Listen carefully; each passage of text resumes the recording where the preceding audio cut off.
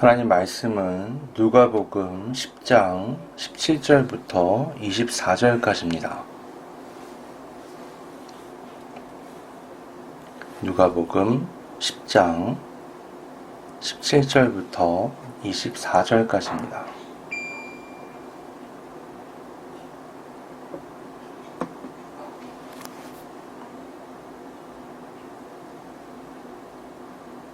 봉독하겠습니다.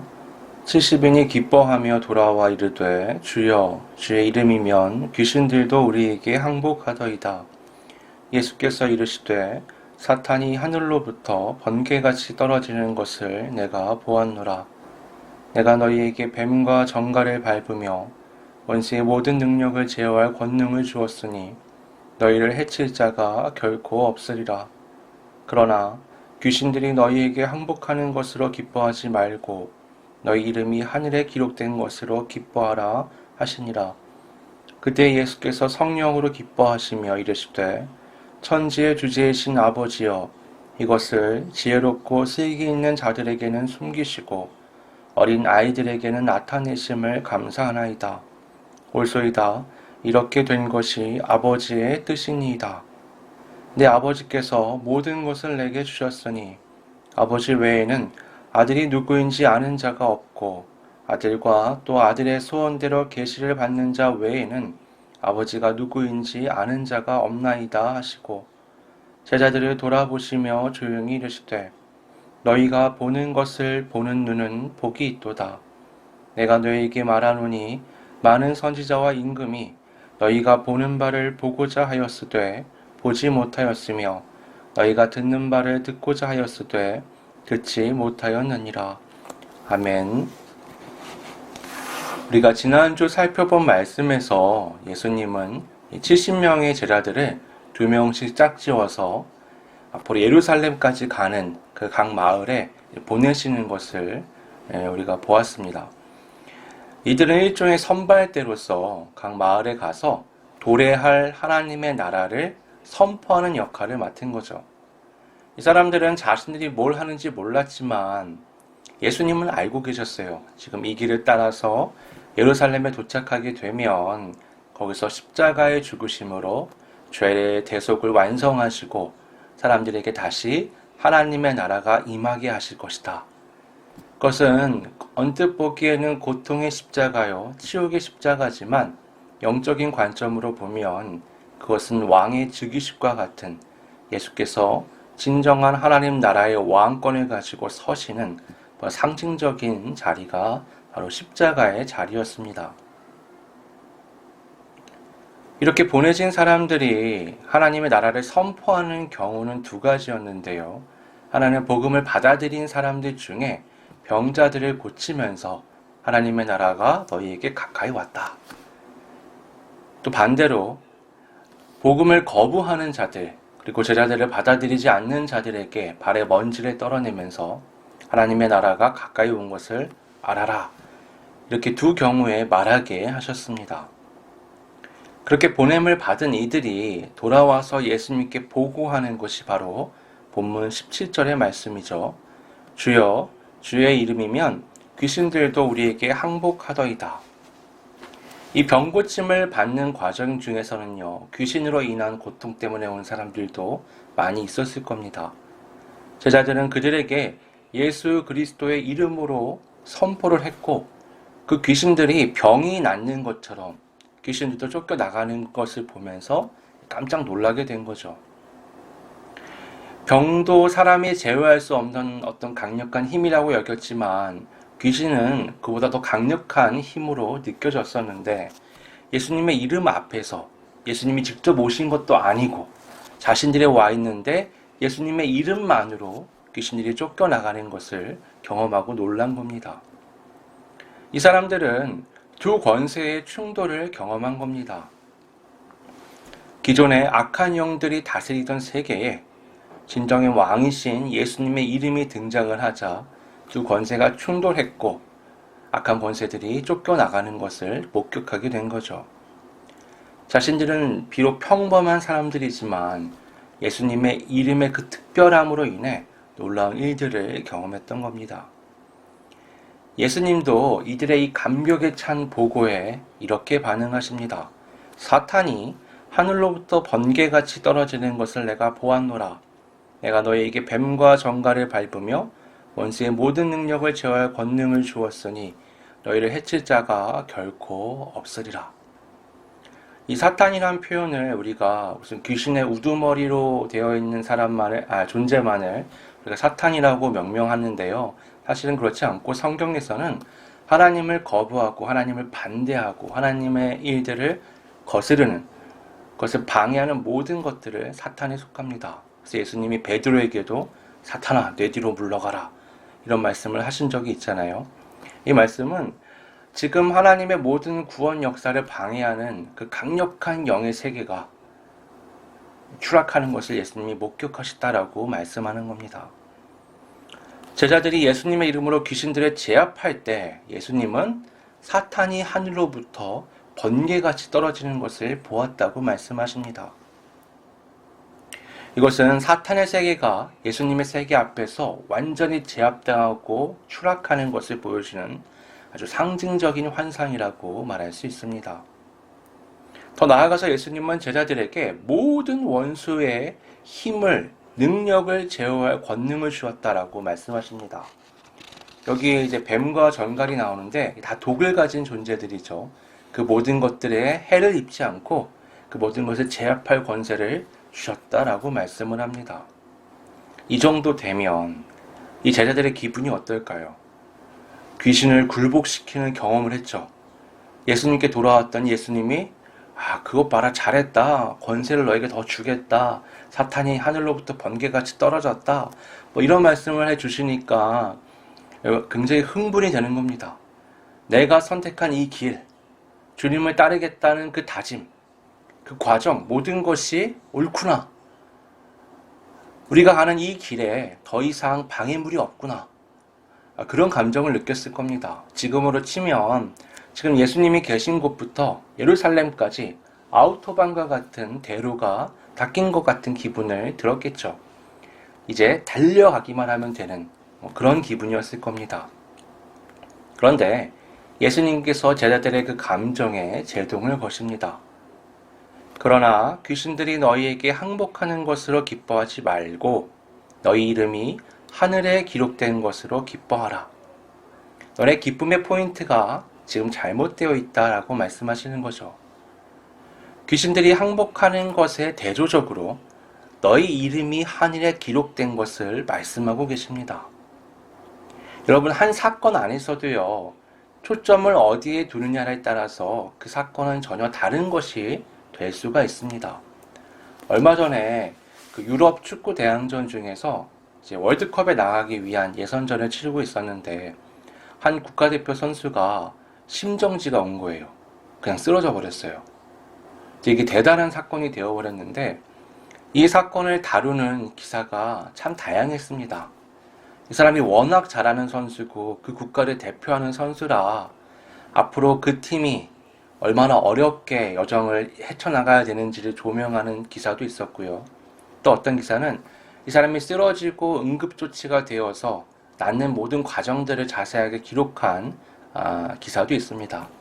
또 어떤 사람은 그 경기장의 안에도 있었거든요.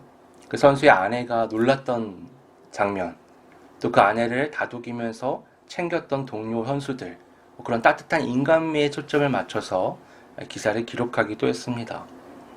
한 사건이지만 어디에 초점을 두느냐에 따라서 그것은 전혀 다르게 보여질 수 있는 겁니다. 마찬가지로 제자들이 선발대로서 각 마을에 갔었던 사건도 제자들이 초점을 맞추는 것과 예수님이 초점을 맞추는 것이 달랐던 겁니다. 예수님은 제자들의 마음을 아셨어요. 그들이 얼마나 기뻐하고 있는지, 얼마나 흥분했는지 아셨습니다. 그래서 충분히 그 마음에 반응하셨죠.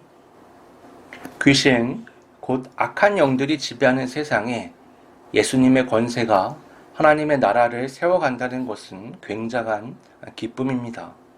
그러나 초점은 항상 최종 목적인 하나님 나라에 있어야죠.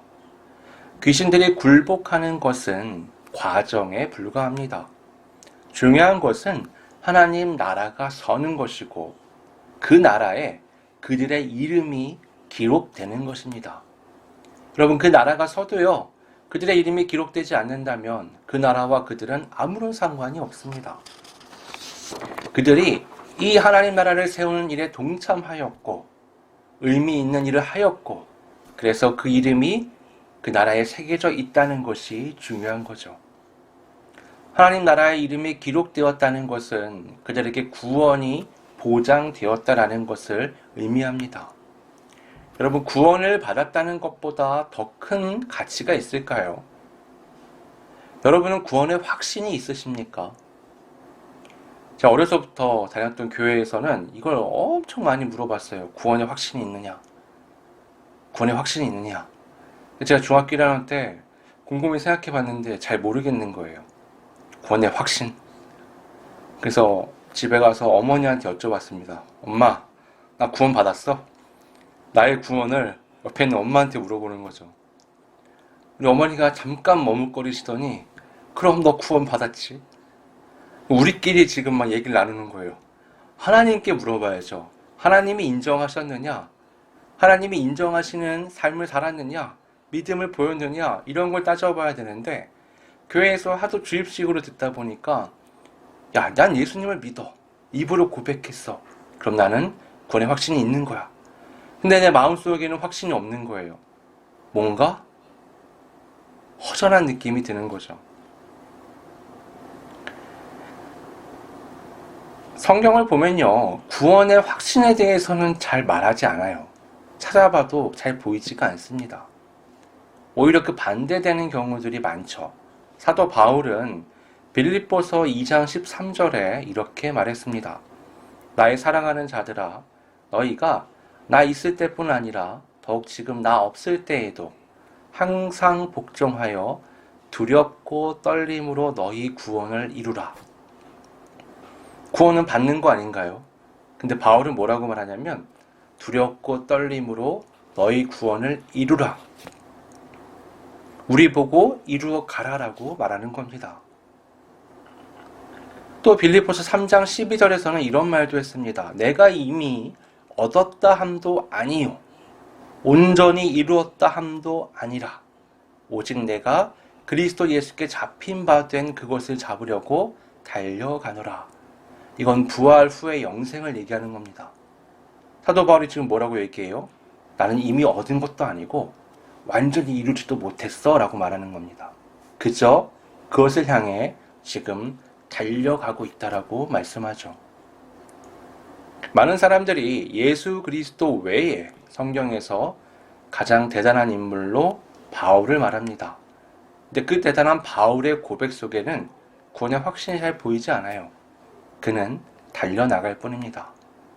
그럼 바울이 믿음이 없었느냐? 아니요. 바울은 믿음이 있죠. 하지만 그는 그 모든 판단이 하나님께 있음을 고백합니다. 그리고 자신은 그냥 그 믿음을 향해 전진해 나가는 것뿐이죠. 하나님은 의로우시니까 믿는 자들이 좀 부족해도 봐주시지 않을까? 물론 하나님은 은혜로우십니다. 그리고 그 은혜는 어디까지나 바른 믿음을 가진 사람들에게 해당되는 겁니다. 믿음은 감정이 아니에요. 예수님을 믿는다는 어떤 강한 확신, 강한 감정을 갖는 것이 믿음이 아닙니다. 믿음은 삶의 전환이에요. 회개와 믿음은 동전의 양면처럼 딱 붙어 있습니다. 예수님을 믿는다는 것은 이제까지 살아왔던 과거의 나의 생각, 나의 마음, 나의 가치, 나의 기준, 그 모든 것들을 뒤로 하고 말씀을 나의 기준과 중심으로 삼아 살아간다는 것을 의미해요. 그 모든 나의 것들을 뒤로 하는 것을 회개라고 하고요. 하나님을 따라서 오직 말씀을 따라 살아간다는 것을 믿음이라고 말할 수 있습니다. 그것은 어떻게 떨어뜨려 생각할 수 있는 게 아니에요. 이 과정에서 이제까지 자신을 회개하고 자신을 거부하고 자신을 넘어서려는 아주 몸부림이 있어야지만 이 믿음의 과정은 성립될 수가 있습니다. 쉽게 말해서 삶의 방향성이 바뀐 사람을 믿음이 있다라고 말할 수 있는 겁니다. 바로 그들에게 하나님의 은혜가 넘치는 거죠. 예수님은 제자들에게 그들이 지금 경험한 사건, 곧 귀신들이 굴복하는 그 현상이 아니라 너희들이 하나님과 바른 관계에 있다는 것, 너희가 하나님의 나라를 향하여 가고 있다는 것, 그래서 구원이 너희들을 기다리고 있다는 것을 두고 기뻐해야 한다라고 말씀하시는 겁니다. 이 제자들은 출발 전후로 있었던 여러 과정을 통해 선별된 사람들이죠. 예수님이 여러 가지 제약을 두셔서 사람들이 뒤로 물러가게 하셨잖아요. 이들은 자신들의 모든 개인사를 뒤로 하고 하나님을 위해 헌신하기로 작정한 사람들입니다. 그들은 높은 곳이 아닌 낮은 곳을 향하는 주님을 따라 나선 사람들이죠. 그들에게 주어졌던 명령은 평화와 하나님의 나라를 전하는 것이었습니다. 그런데 그들은 이에 대한 보고는 하지 않고 귀신들이 굴복한 현상에 대해서만 예수님께 지금 보고를 하고 있는 거예요. 그래서 예수님은 그들의 초점이 흐트러진 걸 보시고 다시 잡아주시는 겁니다. 그래, 귀신들이 굴복하는 거 대단한 거지. 하지만 그것이 아니라 하나님 나라에 너희들 마음에 초점이 있어야 한다라고 말씀하시는 겁니다. 이들의 작은 승리들은 이제 예루살렘에서 있을 최종 승리인 십자가의 승리의 일부라고 말할 수 있습니다. 예수님께서 제자들에게 말씀하신 하나님 나라를 향한 구원의 초점은 바로 십자가를 통해서 완성되는 거죠.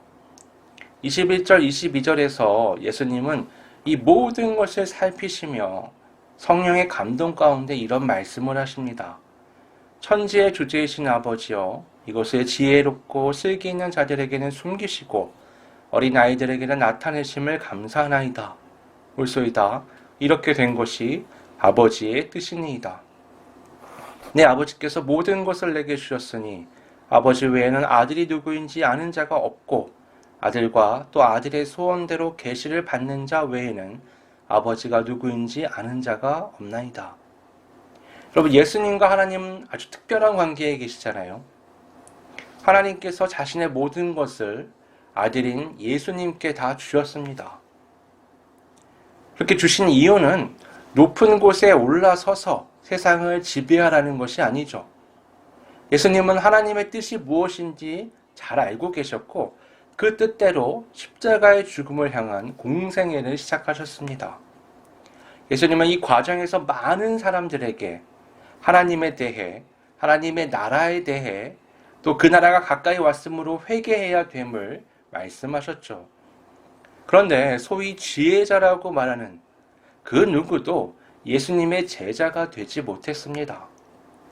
예수님께서 나타내신 이 복음에 반응하여 모든 것을 뒤로 하고 예수님을 따랐던 사람들은 그 지혜자들과 비교해 볼 때 어린아이들과 같은 보잘것없는 작은 자들이었습니다. 왜 이런 걸까요? 예수님은 사탄이 번개같이 떨어지며 십자가의 승리가 보이는 지금 그 의문이 풀리셨습니다. 그리고 하나님을 찬양하셨죠. 바울은 고린도전서 1장 27절부터 29절에 이렇게 말씀했습니다. 하나님께서 세상에 미련한 것들을 택하사 지혜 있는 자들을 부끄럽게 하려 하시고 세상에 약한 것들을 택하사 강한 것들을 부끄럽게 하려 하시며 하나님께서 세상의 천한 것들과 멸시받는 것들과 없는 것들을 택하사 있는 것들을 폐하려 하시나니 이는 아무 육체도 하나님 앞에서 자랑하지 못하게 하려 하심이라. 예수님의 명령을 받아 각 마을을 다니며 원수인 사탄의 권세를 고꾸라뜨린 자들은 어린 아이와 같은 보잘것없는 자들이었습니다. 하나님의 나라는 기존 세계, 곧 높은 자들의 권력과 부와 명예를 독차지하는 그런 나라가 아닙니다. 모두가 하나님의 은혜 아래에서 동등한 복을 누리는 세계가 하나님의 나라입니다. 그러므로 하나님의 나라는 어린 아이와 같은 낮은 자들에게는 원하는 나라가 될 것이고, 반대로 기존 세계의 지배자들에게는 꺼리는 나라가 됩니다. 여러분, 왜 그렇게 율법을 잘 지키는 바리새인, 율법을 잘하는 서기관들이 예수님을 거부했을까요? 예수님은 율법의 완성이 자신이라고 말씀하시며 믿음으로 하나님 나라에 들어갈 수 있다고 말씀하셨기 때문이죠. 내 노력으로 사람들이 보기에 우러러 볼 만한 뭔가 대단한 것을 해서 하나님께 인정받는 게 아니라 그저 예수님의 공로에 힘입어 믿음으로 인정받는다. 그건 나나 저기 있는 셀이나 똑같다라는 얘기가 되는 거예요. 저기 있는 창녀, 저기 있는 병자, 저기 있는 문둥이랑 나랑 똑같아? 말도 안 돼 라고 말하는 거죠. 그러니 예수님을 거부하는 겁니다. 예수님은 세상 가장 높은 자리에 계시지만 하나님 나라를 위하여 낮아지셨습니다. 낮아지고 또 낮아져서 인간의 몸을 입고 가장 낮은 자리인 십자가에서 대속제물로 죽으셨습니다. 그 길을 따라 나서는 이들도 낮은 자들이었죠. 그들은 어부였고 세리였고 심지어 창녀 출신과 병자들도 있었습니다. 이들은 다 사회에서 소외된 자들이었고 하나님께 저주를 받았다고 평가받는 자들이었습니다. 누가 이들을 통하여 하나님 나라를 세우는 그 놀라운 과업을 완수할 거라고 생각했겠습니까? 사람들은 모세 같은 사람, 다윗 같은 사람, 엘리야 같은 사람을 떠올리며 그 같은 자들이 하나님의 나라를 세울 것이라고 여겼습니다. 그러나 하나님은 예수님을 통해 십자가를 향하게 하셨고 낮은 자들을 통해 그 길을 따르게 하셨습니다. 하나님의 나라는 바로 낮은 자리에서만 낮은 자여야지만 볼 수 있는 나라이기 때문입니다. 예수님은 자신을 바라보는 제자들에게 이렇게 말씀하십니다. 너희가 보는 것을 보는 눈은 복이 있도다. 그들은 이 말의 의미를 잘 몰랐을 겁니다. 하지만 이미 십자가의 죽음과 부활, 그 이후의 일을 모두 아시는 주님께는 이들이 굉장히 소중하게 비춰졌겠죠. 이들이 어느 길을 갈지, 어떤 일을 할지 다 알고 계셨던 겁니다. 본문을 보면 예수님은 이 말씀을 조용하게 말씀하셨다라고 기록하고 있습니다. 마치 사랑을 속삭이듯이 그들을 보면서 애정을 담아서 말씀하신 거죠. 그들이 지금 바라보는 예수님, 그리고 예수님을 통해 열리게 될 하나님의 나라는 역사상 그 누구도 본 적이 없는 겁니다. 예수님은 그 가치에 대해 이렇게 말씀하십니다. 내가 너희에게 말하노니 많은 선지자와 임금이 너희가 보는 바를 보고자 하였으되 보지 못하였으며 너희가 듣는 바를 듣고자 하였으되 듣지 못하였느니라. 하나님이 선택할, 하나님이 기름 부은 존재들, 그 많은 선지자들과 왕들도 하나님의 일을 한다고 했지만 누구도 그들이 그렇게 열망했던 하나님 나라를 열어가는 이 과정을, 그 예수 그리스도를 보지 못했습니다. 그들이 갖고 있는 지금의 이 경험이 얼마나 대단한 것인지 예수님이 알려주시는 거죠. 그 귀신이 쫓겨나고 이거 그 중요한 게 아니야. 지금 네가 예수 그리스도를 바라보고 있고 하나님 나라를 향하여 가고 있다는 것, 네가 구원의 길을 걸어가고 있다는 이것이 누구도 경험해보지 못한 엄청난 것이야라고 말씀하시는 겁니다. 여러분, 하나님의 나라는 역설적입니다. 낮은 자리일수록 하나님 나라는 더 분명하게 보입니다. 낮은 마음일수록 하나님의 말씀은 더 잘 들립니다. 자기 부정도, 회개도, 말씀을 따르는 순종도 모두 낮은 자들이 잘할 수 있는 겁니다. 여러분, 그래서 오늘날 우리 신앙에 있어서 자꾸 현상에 매일 필요가 없습니다. 어떤 능력이 나타나고 치유의 역사가 축기의 역사가 많은 것들이 있다라고 얘기하지만 그건 현상입니다. 대단하죠. 하지만 그게 구원을 보장하지 않습니다. 예수님 말씀하시잖아요. 그게 중요한 게 아니라 네 이름이 하나님의 나라에 기록되었냐 안 되어 있느냐, 그게 중요한 거야 라고 말씀하시는 겁니다. 대단한 능력을 발휘하는 게 중요한 게 아니라 그 사람의 마음이 낮은 곳에서 철저하게 자신을 부정하며 자신을 십자가에 못 박고 예수 그리스도를 따라 나아가고 있느냐, 그게 중요한 겁니다.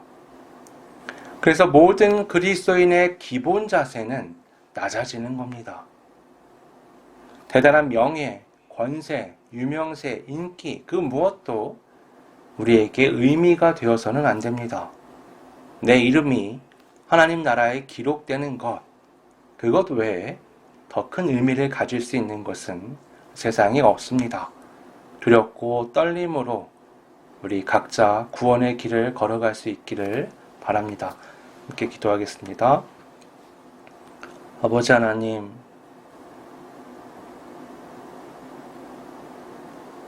우리는 나타나길 원하고 높아지길 원하고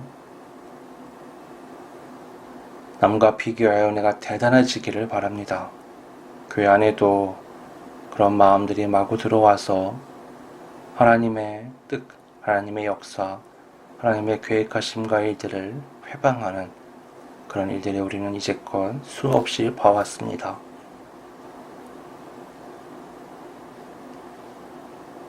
우리가 그리스도인으로서 언제나 하나님 나라에 초점을 맞추고 우리가 살아가는 모든 삶의 자리와 교회와 모든 영역에서 흐트럼없이 다른 데 마음과 생각을 빼앗기지 않고 구원의 길을 나아갈 수 있도록 성령님 인도하여 주시옵소서. 아무리 다짐을 해도 우린 인간인지라 눈에 보이는 많은 것들에 휘둘리며 마음을 두게 됩니다. 그때마다 제자들을 붙잡아 주신 것처럼 주님, 우리의 마음과 생각을 깨워주셔서 멈추지 않고 흔들리지 않고 이 구원의 길을 걸어갈 수 있도록 이끌어 주시옵소서. 거룩하신 예수님의 이름으로 기도드립니다. 아멘.